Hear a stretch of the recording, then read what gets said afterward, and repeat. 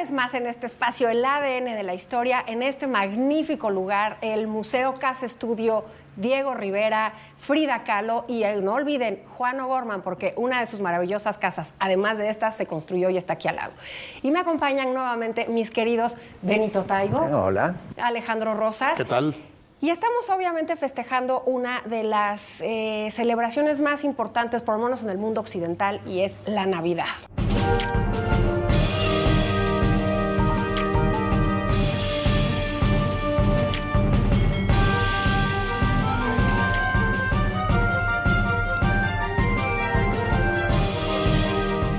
Más allá de lo religioso, es una fiesta familiar, es una fiesta cultural, es una fiesta con arraigo, sin duda, en todos los pueblos del mundo que la festejan y tiene características diferentes en cada uno de ellos. Entonces, hablemos de eso, de nuestras Navidades, pero de las Navidades mexicanas o de otras partes del mundo, porque es una fiesta realmente metida en nuestro ADN. Comida. Ese es mi resumen ejecutivo. La Navidad, por lo menos para mi familia, significa reunirse alrededor de una mesa, comida es cultura y por lo tanto comer y celebrar y abrir nuestro corazón y decir cuánto nos queremos es parte importante. Son Navidades para nosotros laicas y sin embargo, ¿puedo contar rápidamente la historia del nacimiento? Por favor. Teníamos yo 12, 13 años, Carlos, mi hermano, 6, y todos nuestros amigos tenían nacimientos. Y mi padre decía, nosotros no ponemos nacimientos porque no. Papá, por favor, pongamos un nacimiento. Corte A, fuimos a un mercado, compró 100 figuras y hicimos un bellísimo nacimiento de puros guajolotes. O sea, todo eran guajolotes. Y claro, nuestros amigos venían a ver el nacimiento de guajolotes porque era tan extraño. ¿De todos tamaños? De todos tamaños, pero ¿De todos estilos? Sí, de me todos lo estoy estilos. imaginando. ¿Tienes foto de eso? No Qué tengo. Triste. Qué triste, pero lo tengo aquí. Qué y bello, la memoria vence la muerte. Qué bonito, un Belén de guajolotes. Sí. Pero fíjate que ahora ya es muy común que también te encuentres el Belén de Star Wars. Y sí. Se ha caracterizado de muchos. Sí. Y obviamente para los muy conservadores. ¿El niño es Yoda o qué? ¿Baby Yoda o quién es? ¿Quién es el elegido? Pues era Luke. No. El elegido era Anakin. Qué bárbaro. Pero bueno, o sea, ya son derivaciones. Pero fíjate, Está vivo, claro. El primer Belén es de la época de San Francisco de Asís, cuando todavía no era San Francisco.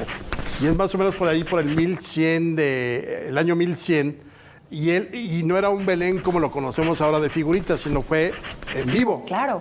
Entonces, nada más aparecía originalmente en el Belén la Sagrada Familia, es decir, José, María, el niño, y ya después se fueron añadiendo el burro, los ángeles, la vaca, los reyes, el diablo y un oxo, como ahora también se ve en los memes que hizo en los nacimientos.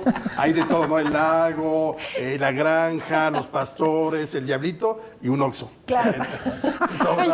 Pero, claro, es una tradición milenaria. Esta es una religión que tiene aproximadamente 2000 años. Sí. No se sabe exactamente el día en que nació Jesús, que eso es lo que conmemora esta fiesta para los cristianos y para los católicos. Y sin embargo, está cargada también de muchos elementos paganos, incluso obviamente de ese imperio romano en el cual nacerá esta religión. No se sabe exactamente la fecha, pero coincide con las fiestas que hacían al sol de manera pagana los romanos. Y además ha ido a lo largo de los siglos teniendo muchísima cultura y muchísimas adhesiones como esto del Oxxo, pero justo cuando llega al nuevo mundo tras el encuentro de estos dos mundos, ¿cómo explicar esta nueva religión? Se convierte en un sistema de evangelización, por supuesto. Tal cual. Y tenían una forma muy multimedia, estos frailes, porque no nada más pintaban estos pasajes religiosos en las paredes, sino que hacían estas representaciones de las que estás hablando, que hacía San Francisco. Tenemos la pastorela, tenemos el Belén vivo y tenemos también las posadas. Entonces son tres grandes manifestaciones culturales de estos evangelistas, fantásticas, que hasta el día de hoy las seguimos celebrando. Sí. Que en ese caso es muy curioso porque en ningún otro país del mundo hay posadas. No. Hay otro tipo de celebraciones, pero la posada, aquí lo que encontraron los primeros frailes fue que exactamente más o menos en el tiempo en que se conmemora el nacimiento de Cristo, eran las fiestas dedicadas a Huitzilopochtli. Y eran también 9, me parece que festividades o 9 días de festividades. Y entonces, de aquí somos, dijeron los frailes. Claro. Y entonces dijeron, bueno, pues vamos a irle ahí medio modificando los valores, etcétera. Y por eso la posada es típica mexicana. O sea, hay, insisto, otro tipo de celebraciones en otros países de Hispanoamérica, sobre todo, pero las posadas son netamente mexicanas. O sea, no existe la posada de en el nombre del cielo. Bueno, Claro. bueno, la posada lo que conmemora o celebra es el pasaje de estos 9 días buscando el lugar en donde pueda nacer el niño que vendría, que todavía Para no que se no llama. lo matara Herodes, Exactamente. estaba amenazado con matar al primero, ¿no? ¿Por qué? Entonces, No, ¿sí? pero lo de Herodes viene después. Acuérdense que Herodes Pero sale- ordena un censo Pero sale para evitar que mataran. para evitar que lo censaran. Pues no, pero además evitar que llegara alguien que iba a ser más poderoso que él, que iba a tener un linaje mucho más grande, ¿no? Era el hijo de Dios, un rey de reyes. Entonces lo manda a perseguir. Pero esas posadas que últimamente se han perdido, porque además el puente Guadalupe Reyes, que se festeja en nuestro país con las fiestas. Que ya arrancó. Que ya arrancó. Ya para el 16 que empieza la primera posada, ya está todo el mundo en unas condiciones tremendas. No, habla por ti. Bueno, Yo estoy perfecto, tú todavía. 16, 17, 18, muy bien. Me dedico a orar, a meditar, Claro. Ok, pensar nos todo queda lo que viene de la clarísimo. Navidad. Te Claro. quiero ver pidiendo Pongo mi posada. árbol, Te quiero ver mi pidiendo posada. nacimiento. El árbol es completamente pagano. Absolutamente. Es nórdico, Sí. un abeto, países nórdicos, y celebraba otras cosas, pero bueno, se fue. Y lo metían Mira, completo, Benito. Lo sé, taja- con raíces. Con todo y raíces. Con y lo todo y ponían en la raíces. chimenea a que ardiera, justamente. Y ya después lo cambian a estas velas, ¿no? Que estaba parado y estos adornos. Sin duda somos un país particularmente sincrético. Tomamos pedazos de cosas de otras culturas, de otras civilizaciones y las adaptamos a nuestro medio, lo cual es precioso. Las piñatas. Las piñatas, el papel de China proviene de China. Y representan los 7 picos que tiene una piñata, representa los 7 pecados capitales. Y se utiliza también evangélicamente para tumbar, quitar a los pecados ¿Y por qué capitales. estás vendado?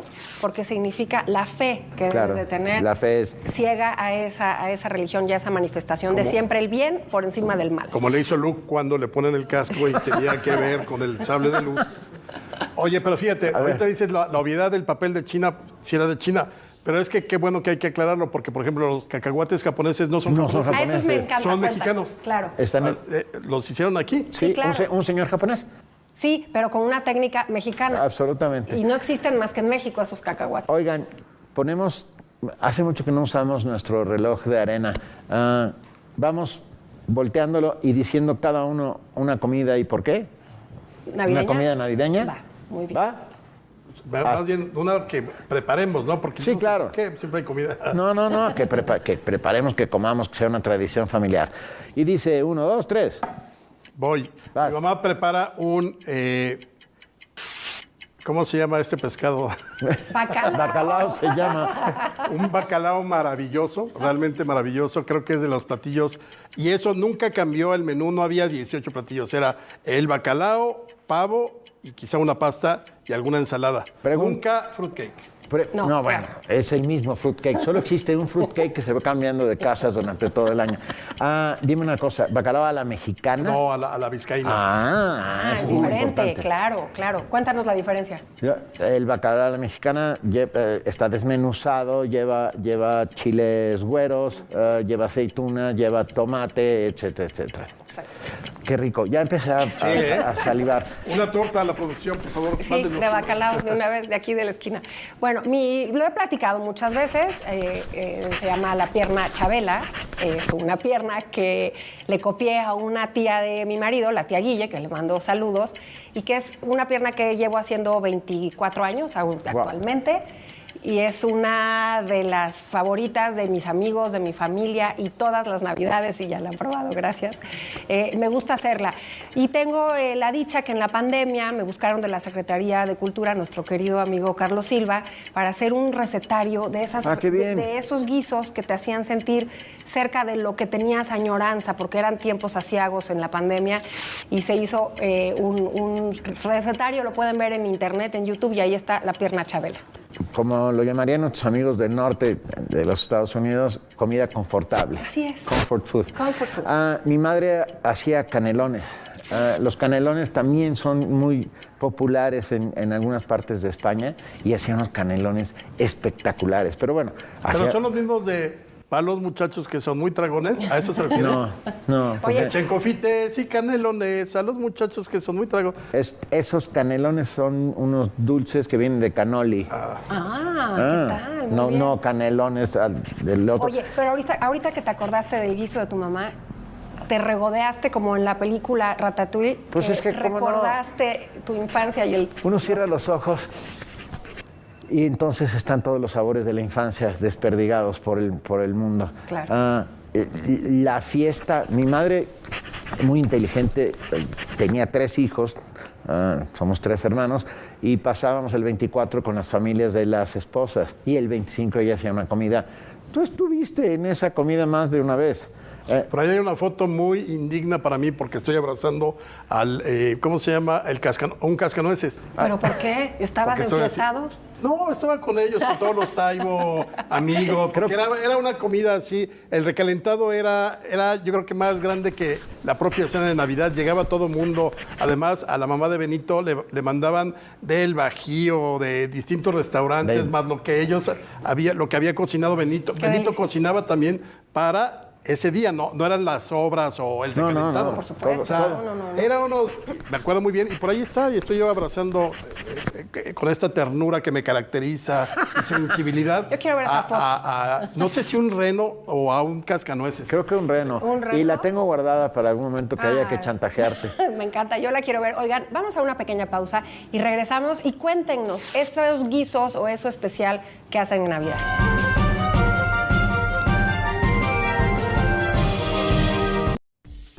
México cuenta con más de 500,000 de tiendas de abarrotes que atienden a 81 clientes diarios, con un promedio de venta de 47 pesos, lo que significa aproximadamente 4,000 pesos al día.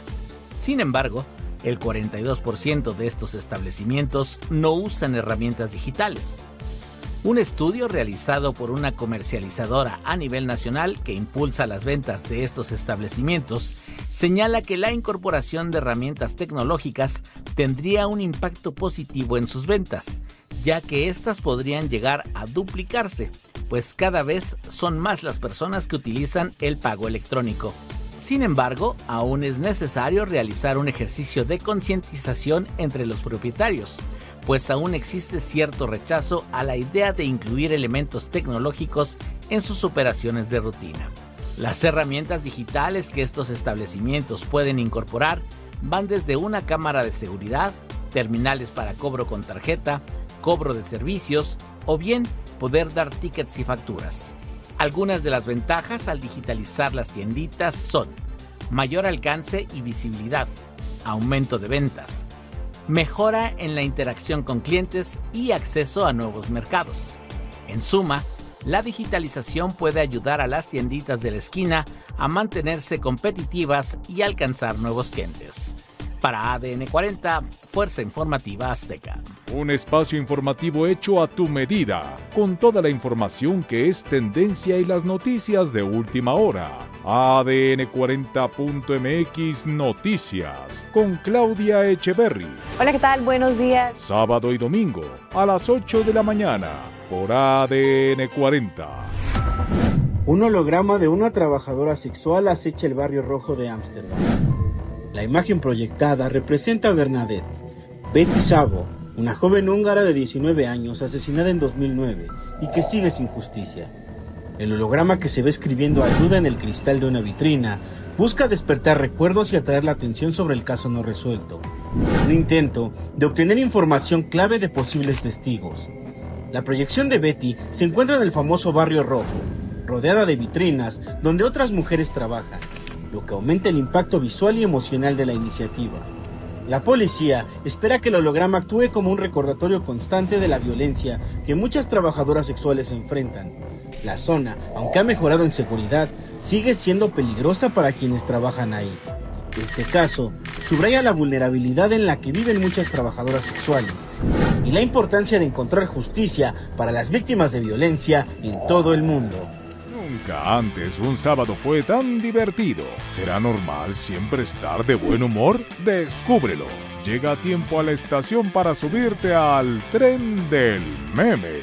Con Mara Durón y Hernán Hochstrasser. Sábado, 12 de la tarde. Por ADN 40.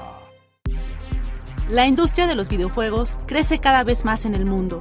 Se trata de un sector económico que genera altos dividendos, así como múltiples modelos de negocios nuevos, lo que significa una oportunidad de desarrollo para profesionales de diversas áreas. Por ejemplo, el 20%... Y bueno, ya estamos de regreso y una de las cosas que me gustaba muchísimo de niña al llegar a México eran las pastorelas. Es una representación que proviene justamente de esa época virreinal en la evangelización y aprovecharon los frailes esas grandes, esos grandes atrios que tenían en la religión prehispánica, que las ceremonias se hacían al aire libre. Y de las cosas que más me gustan de esos complejos conventuales son esas capillas posas y todo aquello que se hacía al aire libre. Sí, claro, participé en una. ¿Y eras el diablo? No, me tocó, así como en Blancanieves me tocó de nano, de relleno, a mí me tocaba fui el pastor. Te toca ser árbol 2. Tal cual. Fíjate que yo fui diablo de pastorela. Yo también. Tú fuiste, me los ubico perfecto. Y el verso era, vencites, Miguel, vencites, guarda tu vidriante espada, ahora sí ya me jodites, vete mucho a la tiznada. Bueno, es esa manera de evangelizar, pero son representaciones artísticas, son representaciones teatrales. Miguel Sabido... Bueno, llevadas al paroxismo. Lo más barroco, lo más lleno de lo mexicano, de lo sincrético, en una pastorela. Son padrísimas. Y en contraparte, Germán Dehesa hacía unas pastorelas maravillosas donde siempre el diablo era Mauricio Achar. Las hacían en el pequeño foro que tenía la vieja librería Gandhi sobre Miguel Ángel de Quevedo y eran divertidísimas porque eran parodia política, no sabes cómo extraño a Dehesa y a Achar. Llegaba la Navidad y decía, vamos a la pastorela. Y eran maravillosas. Grandes tradiciones. A mí me contaba mi mamá que en esas pastorelas y en esas posadas había unos dulces que yo creo que ya poca gente consume, que son se me fue. ¿La colación? La colación de las famosas peladillas. Sí. Eran almendras confitadas. Algunas de ellas que venían de 1963, porque Rancias, podías agarrarte a cojitazos. Claro. Oye. O sea, de hecho, por ejemplo, todo ese tipo de fruta, la piñata, o sea, ¿quién se come un tejocote? O sea, una caña, a mí sí me gusta. Es más, se comen los tejocotes. Sí, no. Yo no creo que haya una persona que se levante, hoy quiero ir a una posada para ver si me ganan los tejocotes. Cero. Bueno, la mandarina sí. La caña. Sí. La caña Pero la también. caña y luego te quedan las manos pegadas. Es horrible. Y los cacahuates, pero los cacahuates que todavía tienen la cáscara. Eso sí. Y luego también en las posadas aquí en México, típico, o sea, era como, ese nos representa tan bien el que utilizaras un palo de escoba para romper una piñata de barro. Muchas veces con la escoba. Claro, pero además muchas veces se rompía y no faltaba la piñata del terror que le había pegado el palo a alguien, etcétera. Tenías que agarrar y ahora venden palos duros. Claro. Escucha, antes las piñatas eran de barro, cubiertas por este papel y había un descalabrado o 5 por año. Claro. Pero Y tronaban, cuando le pegabas bien, eso era lo padre. Padrísimo. Ya luego las hicieron de cartón y no. Lo cual hace que la fruta ahora, en lugar de que caiga divina, es Caiga en ponche. puré. Pero Es puro ponche y lo ya cual está. hace que los niños le tengan que pegar durante 1 hora y media a la piñata porque no se rompe el cartón. Oye, otro de los dulces que sí son de esta época son los turrones. Ay, bueno. A mí me gusta el turrón. Y los mazapanes. Exacto, mazapanes, pero los mazapanes en México los hacemos de cacahuate. O sea, de la rosa. Exacto, el mazapán. No, bueno. Pero las figuras de mazapán son de almendra. De almendra. Y lo mismo los turrones, que está el turrón de Gijona, que es el blando, y el turrón de Alicante, que es el duro. Duro. Duro, pero para duro. romperte un diente, riquísimo. Para colgar un alebrije. Sí, riquísimo. Toledo, hay una fábrica de mazapanes Toledo. Sí. No, por ejemplo, ese tipo de cosas en mi casa jamás. Pero no, bueno, llega la Navidad y Imelda empieza a acaparar mazapanes. Yo igual, desde octubre empiezan a llegar. Y entonces tenemos, claro, en junio, julio dice, oye, creo que ya tenemos que tirar los mazapanes. Oye, una receta. Se hace un helado de vainilla, lo mezclas en la licuadora con mazapán. Qué rico. Y se hace un helado de mazapán. Qué rico. Ahí está. Bueno. Mi tía nos heredó una receta de una vinagreta de camarones. Mira, estoy empezando a salivar como el perro. De por sí. De por sí, me estoy babeando siempre. Supuesto. Oye, pero a ver, hay unos datos históricos rápidos. Mira, en el siglo XIX se acostumbraba que las posadas, las 9, se dividían entre el barrio e iban de menos a más. Entonces, la obligación era que todos fueran a todas las posadas y terminabas con la última, que es la Nochebuena. Pero de ahí te ibas, cenabas temprano y luego te ibas a la misa de gallo, que era a las Sin 12, duda. al menos en la Ciudad de México, la catedral, Sí, sí. a todo lo que daba, y había verbena al salir, fuegos de artificio y demás, pero era una tradición de ir a las 9 posadas. Luego, supuesto. el primer árbol que se conoce, hay quienes dicen que Maximiliano trajo uno, pero yo no tengo muy claro, ni tengo el dato como preciso. En cambio, sí encontré una relación de allá por 1877, el general Miguel Negrete, que había sido de los combatientes del 5 de mayo, fue el primero que trajo un árbol, y el árbol se adornaba obviamente con velitas que se prendían, pero también con pequeños regalitos. Entonces la gente que llegaba a la cena de Nochebuena podía agarrar un regalito y ya se lo quedaba y todo el mundo era feliz. Claro, me hace mucho sentido porque la relación con los Estados Unidos siempre ha sido muy estrecha y a Estados Unidos muy llega... estrecha y jaloneada. Le podemos poner el adjetivo Sí. antes, ¿no? Jaloneada. Exacto, jaloneada, complicado, y ya verán lo que estrechamente viene. complicada. Claro, pero no podemos negarlo. Siempre ha habido también una admiración y una recuperación de sus costumbres, ha permeado mucho en nuestro país.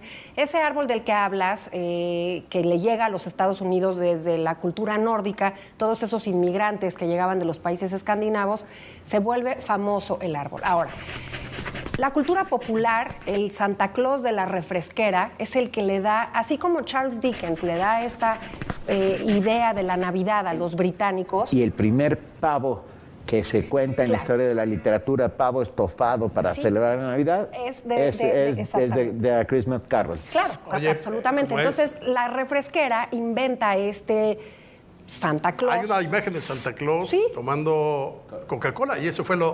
Totalmente, y entonces se ¿Por qué volvió... dice refresquera? ¿Por qué no le llamas por No, su porque a nombre? lo mejor van a decir, no, córtale, porque no, a ya ver, se dice Coca-Cola. No seamos como antes. ¿no? Ok, la Coca-Cola. La televisora de enfrente. Es Navidad. Bueno, está súper Grinch. Claro.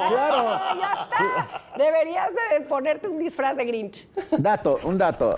Las famosas Nochebuenas que ustedes Ese es tienen en buenísimo. su casa son 100% mexicanas y ya están esparcidas por todo el mundo gracias al embajador Poinsett, que de esas que no son flores, son las hojas. Sí. Las La hojas. planta. No, las flores son lo amarillito. Las flores son lo amarillito Lo que está al centro, lo rojo son Bueno, Poinsett las lleva a Estados Unidos y se convierten y se llama Poinsettia. Poinsettia. Poinsettia, Gracias- porque además gracias a de él. ser terrible para nuestra historia, era botánico. Ah.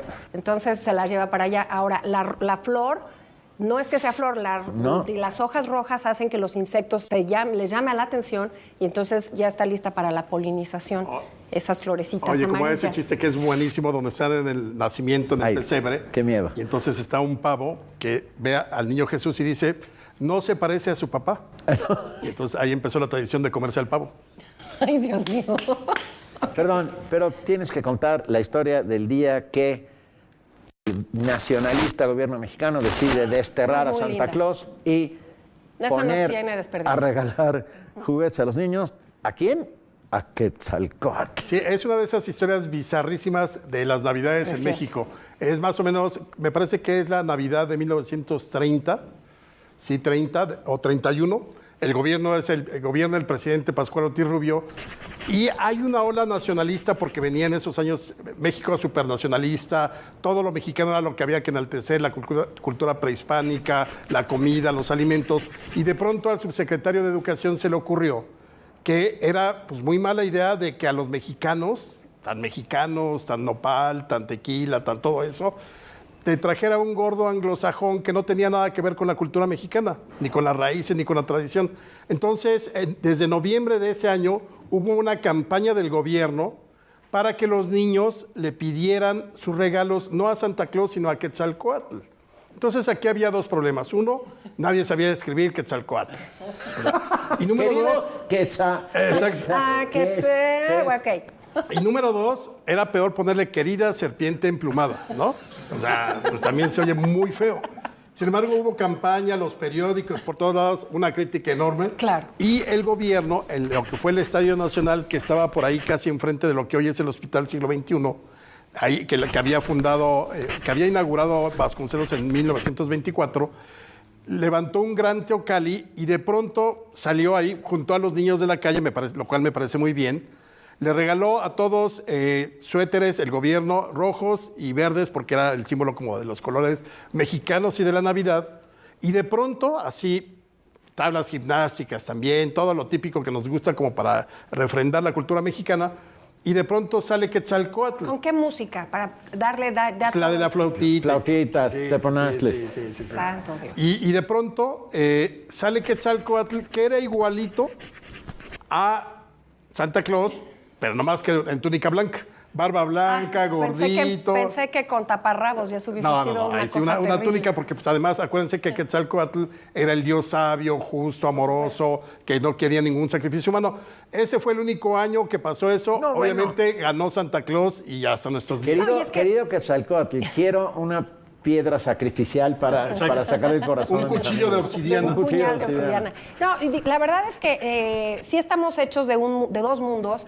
De más, pero los Reyes Magos, a eso voy. Ni Quetzalcóatl ni Santa Claus, sin duda, realmente lo que durante siglos permeó, y estamos hechos de esa cultura que vino de España, eran los Reyes Magos. A nosotros no nos traían regalos los Reyes Magos porque éramos republicanos. Esto nos lo dejó clarísimo mi padre desde el principio. Dice, ni se les ocurre pedirle nada a los Reyes. A los Reyes hay que expulsarlos del país. A cualquier rey. A cualquier rey. A nosotros, fíjate, nada más los Reyes. Santa Claus jamás. Mira. ¿Ves? Está muy, muy arraigada la tradición. Pero si le preguntamos, y a ver que nos comenten nuestros amigos y amigas que nos están viendo. ¿Quién traía regalos? Yo creo que solo en ciertas regiones los Reyes, porque en el norte es mucho más el Niño Dios. famoso. Exactamente, el Niño Dios, de Zacatecas, claro. Coahuila, todo eso, que los Reyes. Sí. Y Santa Claus sí, como que está esparcido por todos lados. A mí me traían los dos, nada más que los Reyes ya bastante más flaco el botín, porque me traían los pijamas Reyes, y claro, calcetines. los Reyes traían ropa y Santa Claus traía juguetes. Juguetes, claro. En mi casa los traía mi padre. Acá no, acá mi Y mi abuela madre. me regalaba una pijama siempre, invariablemente.